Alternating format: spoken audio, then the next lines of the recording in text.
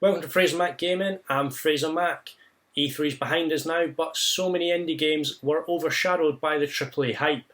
Last year, Limited Run Games put on their first E3 showcase ever, and they did not disappoint. They hit us up again this year, showing off some amazing indie games that are getting physical releases in 2019. So which games did they announce for Switch? Which games will I be picking up? And what was the big showstopper? That one last thing. Find out after this.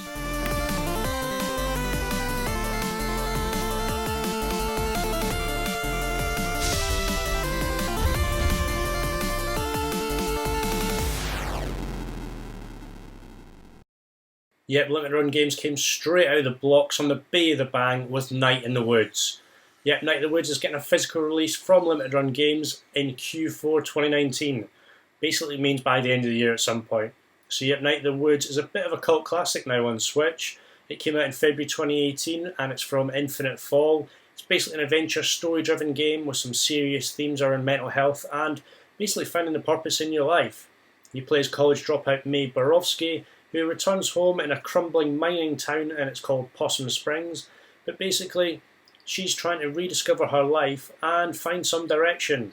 There's some fishy goings on in her hometown, and obviously there's going to be some dark themes and adventure, exploration, and a very, very well developed story in there. It's very much about the characters. I've not actually played the game yet. Obviously, I've read a lot of reviews. I've seen a lot of people talk about it. Really enjoy it. It's got a really cool art style and vibe to it. And I'm really looking forward to actually playing it at some point. It's available on the eShop right now at around £17 or $20 in the US. I've not picked it up yet, but I will definitely be picking up a physical copy when it releases Q4 2019. Moving swiftly along and to something a little bit more action-based. Yes, Power Rangers Battle for the Grid is a fighting game I didn't even know existed. It actually shadow dropped, so it's available right now on Limited Run Games website. It's available until the 8th of July. At the time of recording, the limited edition was actually still available as well. So the Power Rangers Battle for the Grid regular edition is $60, I imagine because of the franchise name. The limited edition is $90. Now the game is only $17.99 on the eShop or $20 in the US, so it's quite a big markup, but obviously it's a physical release and it obviously is a franchise that's going to ask for a big price. It's a modern take on the 25-year-old franchise apparently. It's got obviously upgraded graphics. You can test your skills in obviously group battle modes with your friends and play from people all around the world. So it says it's got endless replayability. So yes, unlike some fighting games, it's got 3v3 tag battles. I saw a little bit of the stream from Limited Run Games itself, so I'll see a little bit of what the game looked like. I had no idea this existed. It's actually got surprisingly some, good enough reviews for a Power Rangers game. I didn't get into it as a kid, but Power Rangers Battle for the Grid is available now and until 8th of July on an open pre-order. We're getting into the swing of things now, and Galaxy Trails Freedom Planet is definitely much more up my street. Yep, it's available today as an open pre-order for Switch on the Limited Run Games website. That's at time of recording, which is obviously June the 21st. So it has a regular edition, which is an open pre-order. The limited edition obviously is limited, and by the time you watch this may very well have gone and sold out quickly. The regular edition though is $30 on the eShop. The game's $12.99 or $15 in the US. It released last summer, back in August, and is very much a sort of Sonic and a kind of run and gun type tribute. So it has some extra mechanics. You can obviously see there's 3 playable characters. It's based on the planet of Avalis, I believe, and you have a country, or it's a planet where the Kingdom Stone has kept peace and prosperity, etc., well and under control, but now the Kingdom Stone is failing and your 3 wonderful heroes need to prevent a coup d'etat. So yes, the dragon Sash Lilac, the wildcat Carol T, and the poor orphan puppy Mia Bassett has to defeat the evil enemies and protect Avalis. So yes, it's got some wonderful 2D pixel art. It started out as a Sonic tribute game, then kind of morphed into something else. You've got some wonderful different abilities for the characters. You will see some familiar elements from games, the Sonic games, the Sonic Mania, but you'll also see some shoot 'em up and vehicle elements as well. It's got some interesting reviews. The physical copy obviously will be $30 and it is available today as of the time of recording. As if the summer months for Switch were not stacked enough already, Limited Run Games dropped the bomb that Supergiant Games Transistor is going to come to Switch in an open pre-order on July the 5th. Yeah, it's a follow-up to Bastion. Obviously, they love isometric, top-down kind of RPGs. This is obviously fallen in that line with some wonderful art, a great storyline. It's got some great action. The main character is Red, a singer in the city of Cloudbank, and she is attacked by the robotic force working on behalf of the Process, who enforce the law. So yes, the world of Transistor, it's a sci-fi themed action RPG. It's very much a very kind of cool, modern RPG. I mean, obviously the action elements. They obviously create great stories. There's a little bit of intrigue. The Transistor is actually the weapon. It holds the consciousness of a man who was killed and acts as the narrator for the game. It looks stunning. You obviously have some wonderful cutscenes. You've got obviously this hand-painted artwork, brilliant soundtrack, and apparently it dynamically changes as the action unfolds. So it's obviously linked to the gameplay. So that throws an interesting dynamic into the mix. It's got lots of voiceovers, a really good, deep, well-developed story like all their games do. I'd love to see Bastion get a physical release, but Transistor is going to be the first one to get its physical release on Switch. That comes out on July the 5th, and I can't wait to get a copy. Next up is a game for fans of roguelites. If you like Dead Cells but with a twist of quirky comedy, Rogue Legacy could be for you. Rogue Legacy, the genealogical roguelite, gets a physical release. The twist on the genre is that each time you play through and die, you play as a child or descendant of your character. They'll have a new name, they'll have a new quirky genetic adaptation, which could be something like colour blindness. They could be fast, they could be slow, they could be a dwarf. They have all sorts of characters. It's lots of fun, it's got quirky comedy, and it's very challenging. Another game releasing on July 29th is Double Switch. Yes, that is Corey Haim, and Limited Run Games are continuing their support for FMV games. I think that means full motion video if my mind is correct. But basically following from Night Trap last year, you get to play in this release or remastered release of the 25th anniversary edition of Double Switch. You've got to protect the tenants living in the Edward Arms using surveillance cameras, sensors and traps. It looks like an interesting romp and a bit of a strange idea for a game in general, but full motion video obviously was a thing kind of in that early 90s. It seemed to be quite popular. I think Night Trap was obviously a real cult classic. I've never even heard of Double Switch, but Corey Haim's in it. I'm sure people will buy it, and it's an interesting game to add to your Switch library, and I'm sure they'll go and pull out all the stops on that collector's edition when it comes out July 19th. Moving into Q3 or autumn this year, yes, Bad North from Plausible Concept and Raw Fury is getting a physical release, and I'm so excited. This was one of my favourites of the show for sure. It's a wonderfully, wonderfully gorgeous real-time tactics game set in a kind of Scandinavian setting. It's got that kind of watercolour art style. It just looks gorgeous. It really stands out. It looks like a really simplistic idea, but it's a wonderful game and I can't wait to get a copy. Limited Run Games really do have game preservation at their heart, and they love absolute classics. They've got very similar kind of backgrounds and ages, kind of affinity for games that I do. They bring back games, we're getting remastered editions on modern consoles, and they announced that Real Mist Masterpiece Edition is going to come out on Switch in Q3 2019.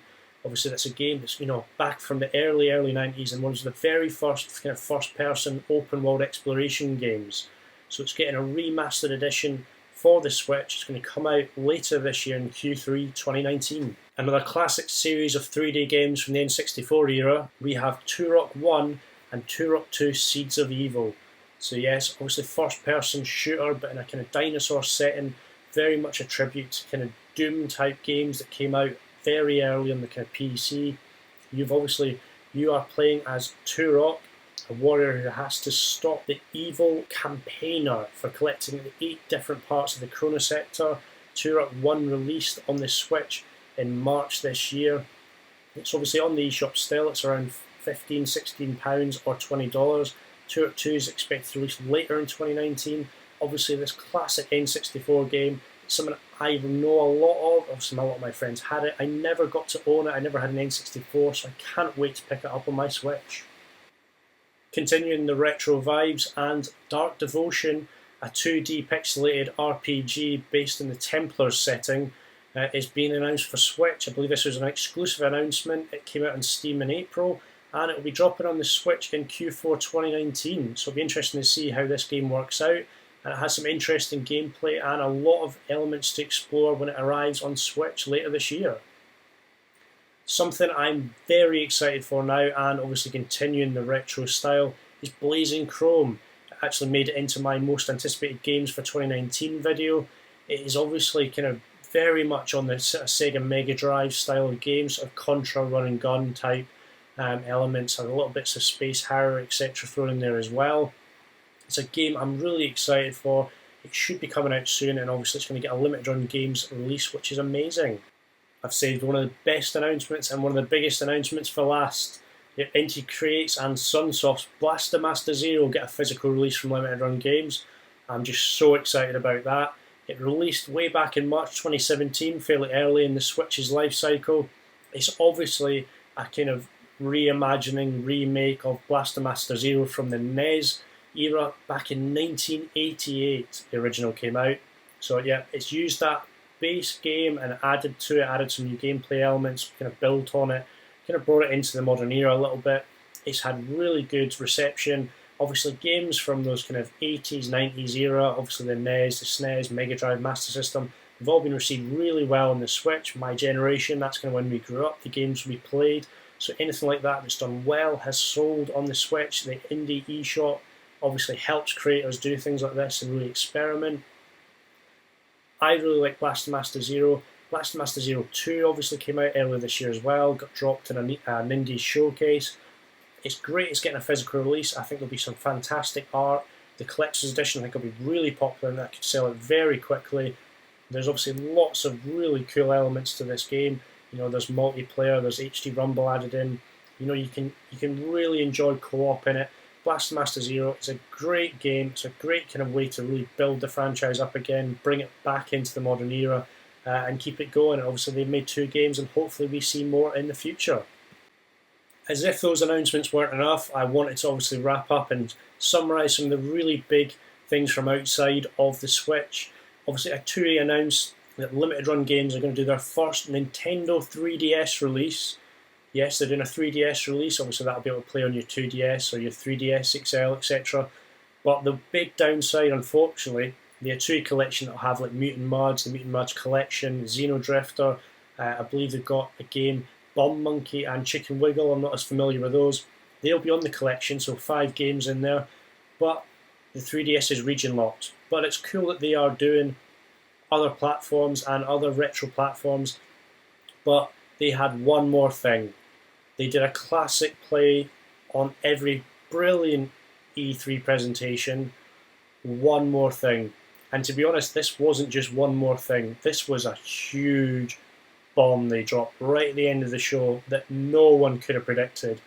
They did make a joke at the start of the show, but they announced that starting June 28th, they are going to be doing re-releases of LucasArts classics in elaborate collector's edition packages every month.